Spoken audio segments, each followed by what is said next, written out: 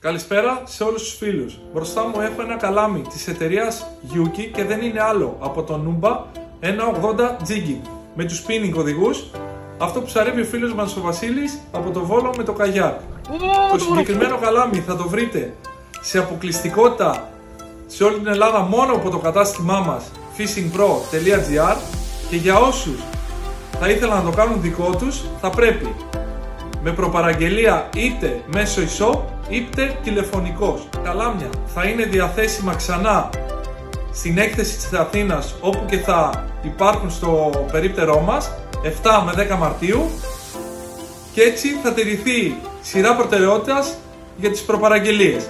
Να είστε όλοι καλά και το καλάμι έχει βγάλει πολλά μωράκια. Πάρτε το!